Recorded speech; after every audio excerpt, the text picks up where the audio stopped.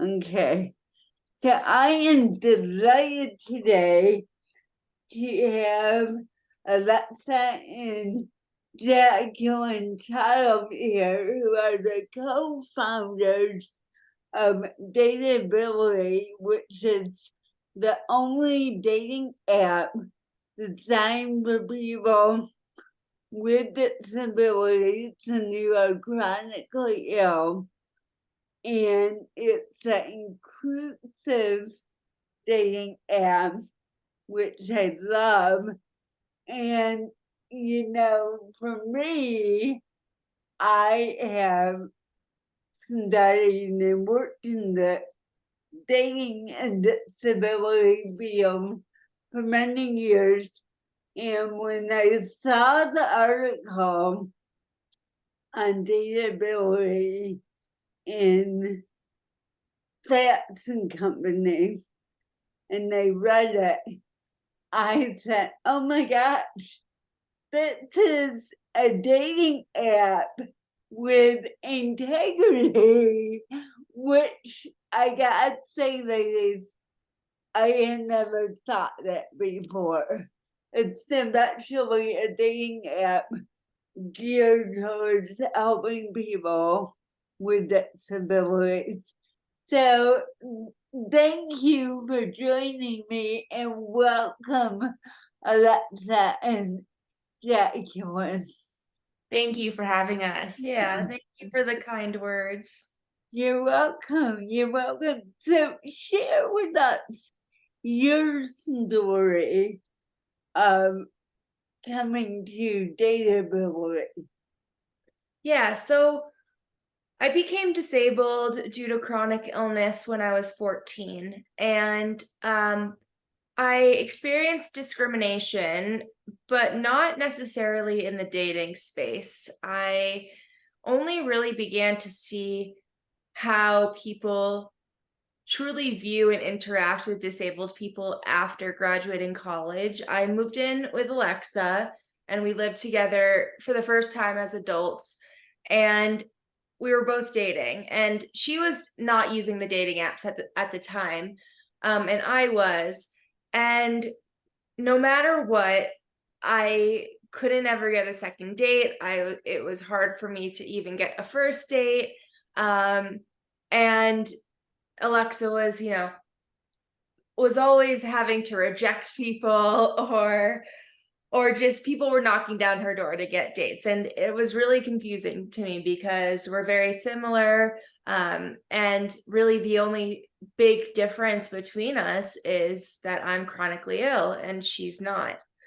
And it really affected my self-esteem. I began to think that I really wasn't worthy of being in a relationship, and that I was a burden, and that it would be too stressful to date someone like me. And so I would get into these ruts where I either didn't date, or I would try to date, and then my confidence was very low, and it clearly reflected in that. And at any mention of chronic illness, I was either ghosted or met with very offensive comments, like people telling me not to have children, people saying it would be selfish to have biological children, or people telling me that I was a burden and confirming, my fears. And this went on for years, and I always looked for an app for people like me. And if you Google dating sites for disabled people, there are a few that come up. And so I would sign up for them, and then I would realize that one, either like they weren't real. Two, the people on them were not real, or they were very sketchy. And they're just, I couldn't believe that there wasn't anything out there. Or they weren't free. Yeah. So you can't even test them out for free and see what you're Yeah. getting. That's a big problem. Yeah. And I would go back to the other mainstream apps, and the same issues would happen again. And then back in 2021, I had to make the tough decision to get a feeding tube due to gastroparesis. And I really panicked as to how that would change my social life and how that would change dating, since most of my dates revolved around, getting a meal for the meeting for the first time. And I expressed that concern to Alexa, and Alexa expressed that concern to me. And she said, yeah, I've thought about that too. How is that going to be for you? And we decided right then and there to make the dating app ourselves, because we knew I couldn't be alone. And yeah, we've come to find out that I'm really not alone, and that people have been looking for an app like this for years. Yeah. Alexa, what was your process of watching your sister go through this and your thoughts about coming up with that app? It was really hard and really sad to watch her go through this. She has so much to offer somebody, and she's kind and compassionate and smart and funny and really beautiful on the inside and the outside. And so I couldn't figure out why no one was giving her a chance. And I think maybe at one point, Jacqueline struggled with her identity as a disabled person and put a lot of focus on being disabled. But once that changed and she kind of came into her own and, had hobbies and, lived a full, very average, normal life, she was still getting rejected. And so I didn't understand why. And it was sad to watch, but I am an attorney, so I'm a problem solver by nature. And I wanted to solve this issue. And I thought that it would be, it doesn't have to be, if she found someone who's disabled or chronically ill, it doesn't have to be somebody with the same diagnosis. That is not necessary at all. I think that most disabled people, or most people with a chronic illness, do share a similar perspective and a similar understanding, even if their lives day to day are different and they're affected differently by their diagnosis. And so I thought that there'd be a safe place for people to meet other people that are similar to them or view life in the same way, because that is really important. And I think I put it up there with having the same political values and morals and ethics. And so I do think that's important. And I also thought that Jacqueline, didn't really have a strong sense of community when it came to being disabled. It's the largest minority in the world, but there's not a huge cultural identity or a huge community. And I think that's partly because the world is inaccessible. And so it makes it hard for people to gather. And then if you add in the past almost, we're about to enter the 5th year of a pandemic, that makes it even harder. And so I think that was also a struggle for Jacqueline. Everyone around her, besides our dad, who is married to our mom for 30 plus years, is able-bodied and non-disabled. And so I think that it's hard to relate. And even her friends would say stupid stuff sometimes that was offensive. And so I really wanted this to be a place where people can meet other people and feel safe and not feel judged or stigmatized. Okay. Yeah, it sounds like when you were doing the online dating to begin with, you did have in your profile your disability. I didn't. You did not. Okay. No. I worked with my therapist to kind of find out when and how to disclose. And we came up that for me, it was best if I just brought it up when it was relevant. But the tricky thing is that changed from every single person I matched with. Specifically, like in Colorado, everyone is very active and they love to hike. And so oftentimes they suggest something active for the beginning dates. And I would have to explain that I don't hike or I don't go skiing all the time. And I do have these limitations and I live with chronic pain. And so that was usually when it came out. And then people would say like, oh, that's too much to deal with, too much stress. And I want someone who does every single activity with me. Okay. Yeah. Okay, so it's then when you brought up that you then face the ableism. Yeah, I would see the ableism, and I wouldn't even truly disclose the extent of my disability. I always sugarcoated it. I wasn't completely honest with, I guess, the severity and what my day-to-day actually looks like. So that was even discouraging, because I was like, oh, well, if I was really honest, then no one would want to date me. Oh yeah. Yeah, it was hard. Yeah. So I've been reading your blog, which is wonderful, and from one of your blogs you write, most people have to get a lot of rods to find their person, but no one should have to go through abuse, harassment, and discrimination to find them. And I thought that is so true and really captures what I refer to as sexual ableism, that people with disabilities are discriminated against in intimacy, dating, and relationships. So,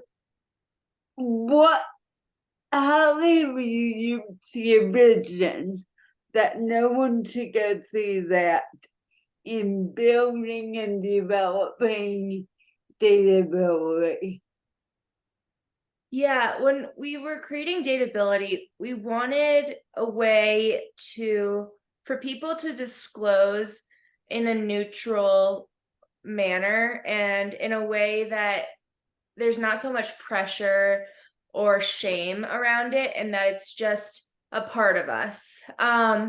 And we created Dateability Deets, and if you want to explain what that is. Yeah, so we didn't just want to create a dating app for disabled people, but then have it be identical to all the other dating apps, because the disabled experience is different, and we wanted to take that into account. And a big part of Jacqueline's struggles was disclosure, as she spoke about. And so we came up with Dateability Deets, and we wanted it to be fun and, not depressing or negative like the rest of the world often views this. And then and it's an extensive list of broad terms, no diagnoses, like chronic pain, chronic fatigue, food allergy, personal care assistant, limb difference. We tried to think of everything without becoming too long and overwhelming. And so we also included a type-in option. So if we forgot anything, or if somebody did want to include a diagnosis, which we do see often, they can add it there. And the section is optional, but I believe like 99% of our users fill it out, and they can check off as many that apply to them, and it goes on your profile and your basic information. And I think it's a really good way to start off a connection. For example, Jacqueline would put chronic pain in her profile. She has that on her profile. So if somebody sees that and they want to go on a date with her, they're not going to ask her to go on a hike or a bike ride first thing. They're going to know, okay, they have to, like maybe a picnic will be better, or a short walk, or just some coffee, something like that. And it doesn't have to go through this awkward dance where people have to figure out what to do, what activities to do, what questions to ask. You just kind of know. And then it also allows the person to use their bio to explain other parts of themselves and their lives and their interests, and not just spend the entire profile explaining their disability or chronic illness, which, of course that has shaped Jacqueline and who she is, but it's not her entire identity. It's not only who she is. She has so many other things about her life going on. And so I think that that's important for users to really let their true selves shine in their profile. I think that's brilliant that you have come up with that, and that seems like a much more natural way to share your information. So can you walk me through the process of what someone experiences when they sign up for Dateability? So it's very similar to all the other dating apps. You know, you put in your credentials, your email, password, it sends you a code to verify that, you know, your email or phone number is legitimate. And then you go on to put in your basic information and your name, we have an interest section, where your location, photos, and each photo has a place for image descriptions, which the other apps do not have. And we thought that was really important. They're also optional, but a lot of our users, because there is this understanding of accessibility, they do include them. Dateability deets section, and then your preferences. So your sexual preferences, your age range, whether or not you want to see everyone on the app that meets those preferences, or if you want to limit the results to a 100-mile radius from where you are currently located. And then you start swiping. You can also sorry, I forgot a step. You can verify your profile, which you should. And that is you take 3 pictures. We came up with 20 poses. We tried to be as accessible as possible in our poses. You can choose 3, submit pictures of yourself. We personally review them and compare them to the photos on your profile, and then you get a badge. And so that reduces any kind of catfishing. You know that the person in the pictures is the person that you're talking to. I love that. I love that. Important. The other thing, you know, safety is really important to us. The other thing, when somebody goes through the onboarding process, we give them an overview of the app and a safety tutorial. We believe that, you know, being educated is the best way to stay safe. There are always bad actors out there. We are constantly patrolling the app for people who are spammers or bots and removing them. But at the end of the day, they are on every social networking platform, Instagram, Facebook, Tinder, everywhere. And so the best way to keep oneself safe is to be educated and know the red flags to look out for. And so we walk our users through that as well. And then once you get swiping, we have a user-generated algorithm. And so that means that we just show everyone that meets your age and sexual gender preferences. The other apps will try to show you people who like they think are most compatible based on your interests and your other parts of your profile. And from our experience on those apps, it never works out that way. The algorithm fails. And I think providing the algorithm that we provide, a user-generated algorithm, it's more like meeting organically. You know, you're meeting out and about. There's no one filtering who you're going to meet in real life. Whether it's at a concert or a restaurant, the universe isn't there just saying, oh, you might not be compatible, you can go, you might be compatible, you're in. And so we really want to give everyone all the options. And so then you can like people, and if they like you back, it's a match and you can start messaging. And then you'll see people who liked you, and if you like them back, again, it's a match and you start messaging, and hopefully, you know, relationships are formed. So they can message and back and forth on the app. Yes, and we suggest that our users keep early communications on the app. It's the safest way. You're not giving out too much personal information too early. And so we really do encourage those conversations and to take place on Dateability.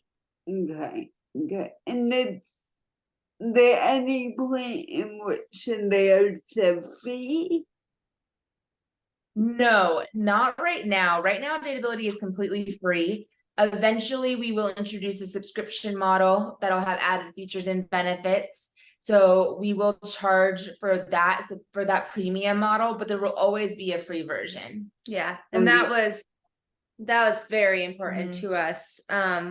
You know, we understand our target market, and even just personally, neither of us like to pay for apps. And if we can get a free version, we will use a free version. And lots of times, if something's you only charge, you don't get as many customers. And so we really want to make the app accessible. Okay, so, can you give us a preview of what your premium features might be? Yeah, we're in the process of implementing advertisements, and then so our premium version will be ad free, and then we would like to start being able to filter by dateability deets. So if you are, looking for someone with a chronic illness, you can select chronic illness. And then of course we're going to enable being able to search in different areas of North America. Okay, and let me go back to clarify how is it that people get matched now? They have to, yes, they have to like each other. So there's a green heart button and a red X button, and you can either click either of those buttons or swipe in either direction. And if one person sees a profile, like say John, there's John and Jane, and John sees Jane's profile and he likes it. And then Jane decides to like John back, a match is created and they can start messaging. Okay, so you happen to have that mutual look. Okay. Are you able to share how many users you have right now? Yeah, we are just under 10,000 users, and so we have been around.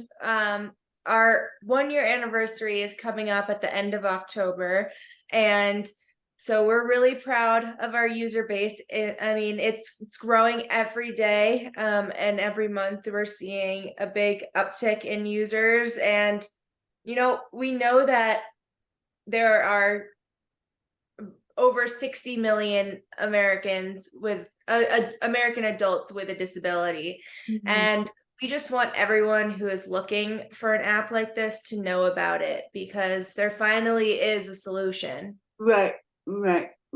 Okay. And I know that your users are people with and without disabilities. Do you have a breakdown of how many users don't have disabilities?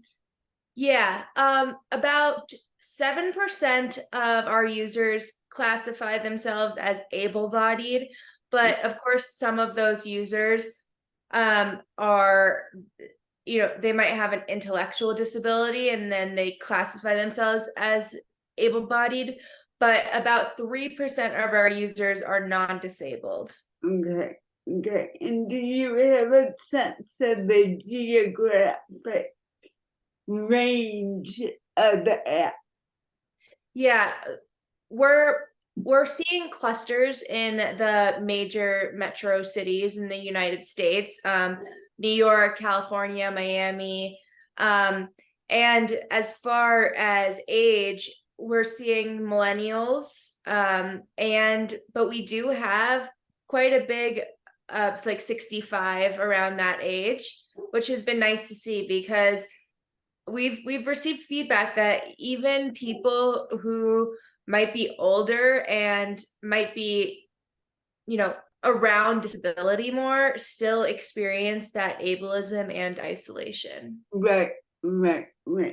How about have you said it in other countries?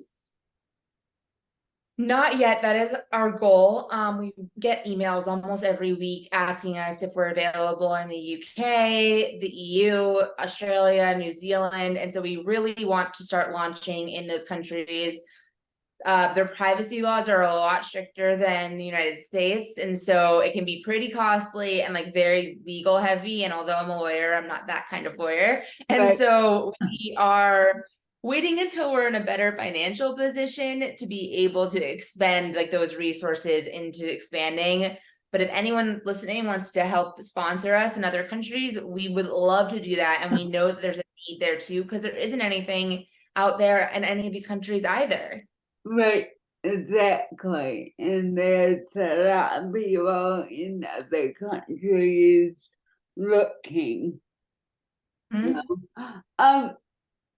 I have a question that actually as I mentioned to Jacqueline, I already been referring the app to the people I work with, and one of the people raised a question that I thought was a pretty good question, and they said, "What about devotees?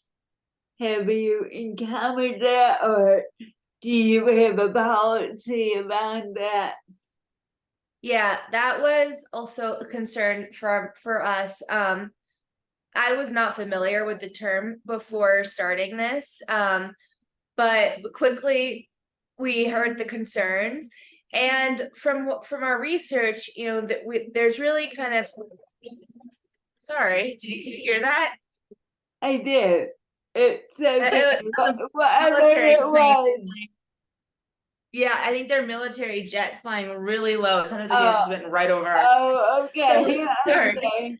Okay. And you know what, before you continue, Jacqueline, I'll just say for anyone who doesn't know, a devotee is someone who is looking specifically for a disabled partner because they get aroused, let's simplify it that way, by witnessing the struggle that many people with disabilities are perceived to have in the course of doing everyday tasks. And yeah, that's my very unofficial definition of devotees. yeah, and it's an understandable concern, and we have not received any reports of devotees on our app. And you know, with every block and report button, we have a little form that people can fill out as to why they're blocking or reporting someone. So a lot of times people will block others because they're just not interested, and it's helpful to know so we don't remove them from the site. And we have not received any reports of devotees. That being said, if we did, we would remove them from the app. It's important for Dateability users to feel safe and feel that they, you know, are valued and respected for who they are. And yeah, Yeah, I would say that, like, devotees is on the other end of the spectrum. You have the people who like abuse and harass and discriminate disabled people, and then you have the devotees who fetishize them. And we're really looking for our users' experience to be right in the middle, like just neutral, positive, safe experiences. And so that's really important to us. So yes, we would remove them from the app. We think, you know, some of the apps, so we joined all the disabled dating apps before we embarked on this venture. Like between the two of us, we downloaded everyone and created profiles. And a lot of them did have people that, while I don't know for sure, it gave me the devotee vibe, and made me feel icky. And I think, you know, when you look up those apps and you find out like who's behind them, if there's anyone behind who's building this, who's supporting this venture, you can never find anything. You know, you find a name and you find out they've done just like 20 other apps. And so I think that our story, the fact that we really did become the face of Dateability and made this, you know, Jacqueline's story known, does help prevent people with nefarious intentions from joining Dateability, because they know it's legitimate. They're not going to get away with it. And so, you know, we did see some bots join in the beginning and we just removed them immediately. And we've noticed that as time has gone on, those bots joining, the number has decreased significantly. And so we are sending the message that we are real and we mean business. Great, great, great. So since I specialize in teaching people dating and relationship skills. I'm curious from your perspective, what you see as skills that are helpful for people in dating and relationships. I think the most important is communication, and really feeling comfortable enough to communicate with that person. And that's something that I have not found yet, is that person that I can trust, and they earn my trust, and I feel comfortable enough to tell them about anything, but including my disabilities and chronic illnesses. Mhm. And we've also seen quite a bit of internalized ableism during this process, and that is something I absolutely struggled with for many years. And but I've really worked through it, and we see that a lot with people, one, either like assuming that people aren't real because they may be conventionally attractive, and they say that disabled people can't be attractive, and that's coming from even disabled people themselves. Or two, people saying that they wouldn't date anyone else with a disability, even if they are disabled themselves, because they would never want to either live with someone who lives a more depressing life, as a lot of people put it. And I really disagree with that. I think disability is so diverse, and it manifests in so many different ways, and that even if someone has a disability that affects every part of their life, it does not mean that their life is horrible, and it does not mean that their life that they don't have fun. I think a lot of people look at my diagnoses and the stuff that I've gone through medically and think, oh my gosh, how could she live like this? And it must be so sad. And it's like, I have a very fulfilling life. I have so many hobbies, and I have great relationships with friends and family. And I think it can just be short-sighted to cut off this entire group of people, especially a group of people that you're a part of. Right, exactly. And I like to say, people with disabilities have such a hard time being employed, as we all know. Yet, when they are employed, they are the most loyal workers you will find.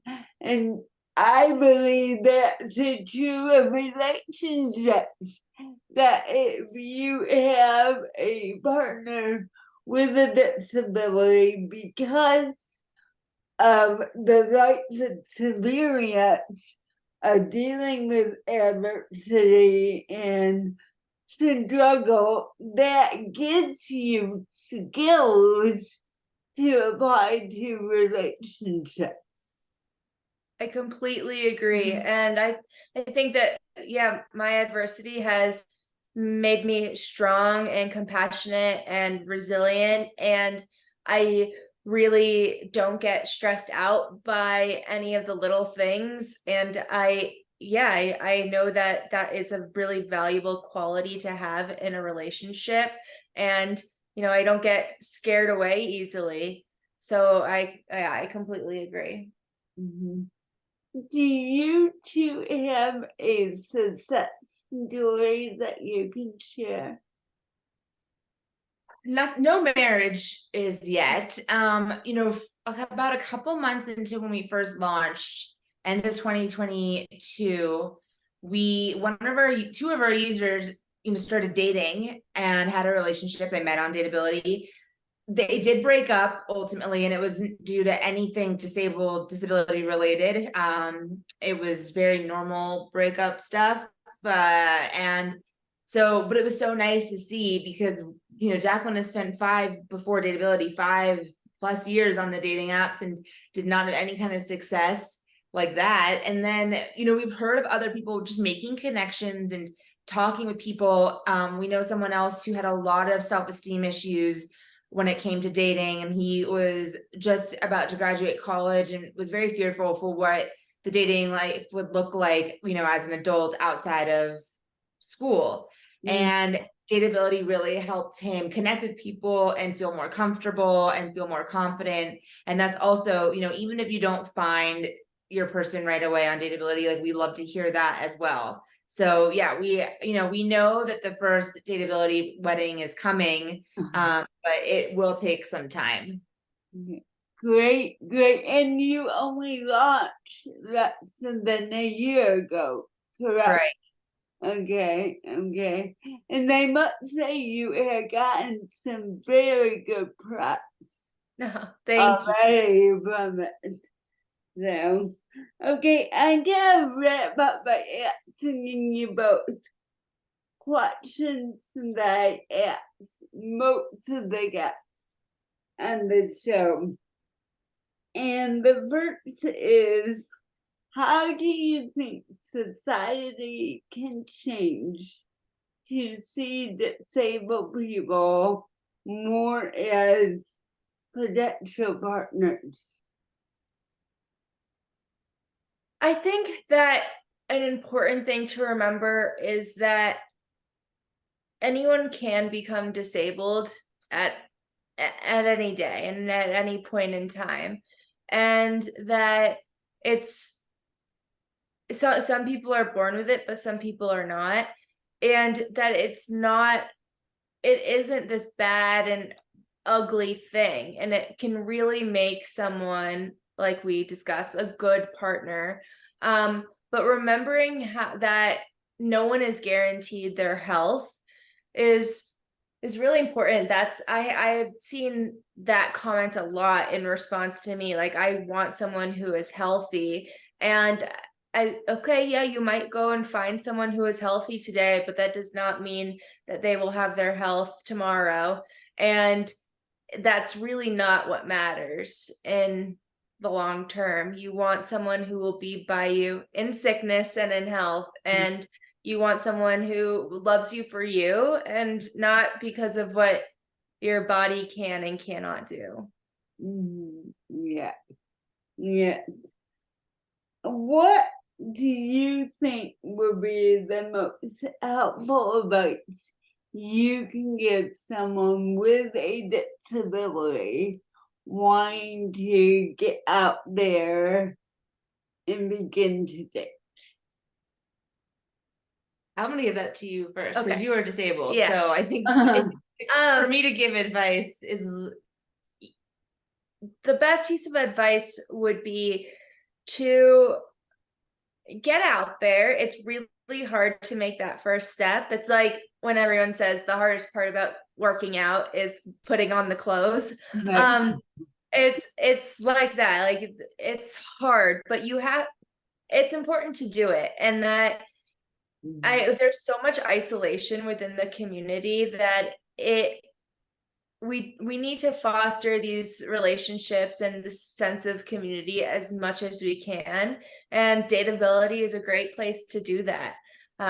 It's also, try new things, try new ways to meet people.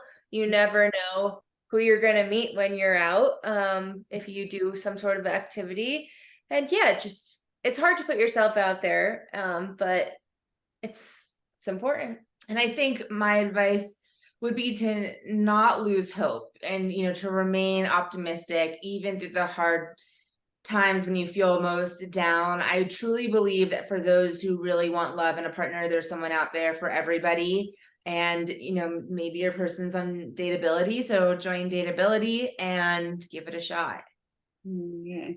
And what would you say to someone who may be non-disabled about considering dating someone with a disability?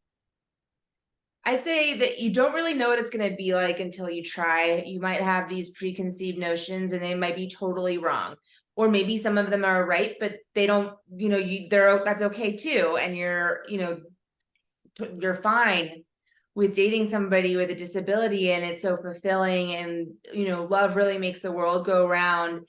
And I think that if somebody imagine like their person out there is disabled, they would just give up love and their chance to spend a lifetime of happiness and fulfillment with someone and be alone just because their person was disabled? That just seems silly. And like Jacqueline said, the majority of people age into disability, and for people become disabled even before they get older for various reasons. And so I think to just close the door on something that could potentially be amazing is, it's sad and it is short-sighted. And then I also think that if you take the dive and you are dating somebody with a disability, communication is key. Like Jacqueline also said, ask questions politely, try to understand, check in, make the other person feel safe enough to tell you when something's bothering them. Jacqueline and I, it's different because we're sisters, but anytime we go for a walk or something, I always say, you let me know when you want to turn back, because I know that my abilities are different and I can walk way longer than she can. And so I'm very aware of that. And so I let her tell me, and she feels comfortable telling me, okay, do you want to head back now? I think I'm ready to go. And so I think just having that trust and that respect and that sense of safety is really important. Mm-hmm. Mm-hmm. Yeah, oftentimes my husband and I will walk, can't help but say the same thing to me. I'll say, okay, how about now? Let's turn around now. So, yeah, that's a great advice. And we're gonna hook up the link to the app in the show notes, the link to your website. Is there anything else you would like link up so that people can find you? You can follow us on our Instagram at Dateability app. That we like to amplify disabled voices, and then also just keep up with the app and what we're doing with it. But yeah, we do have a web app version as well. It's dateabilityapp.com, and it's identical to the smartphone apps, but it's accessible from your computer, and that's great for people who may have different accessibility needs. Right, yes, and because I do know that oftentimes the phone apps don't work well. So that was dateabilityapp.com. Yep. Okay. And we will link that up in the show notes. Okay, so I forgot to tell you that before we recorded. I'm gonna record saying goodbye to you, but don't hang up. Okay, because I'll end the recording and then we'll talk. So, well, Alexa and Jacqueline, I want to personally thank you, because for years now, people have asked me, what is a good dating site for people with disabilities? And they have always had to say, there is nothing I can recommend. And they feel terrible doing that. But now I have an answer for the disability app. And I must say, I also shared with my husband that I was interviewing you to and telling him about the site, and he's like, that is a brilliant name for a dating app for people with disabilities. Thank So, you. thank you so much for sharing your insight and your experience with us. So maybe in another year or two, we can get you back on to give us an update. Definitely, we would love that. Okay. Okay, Thank great. Thank you so much.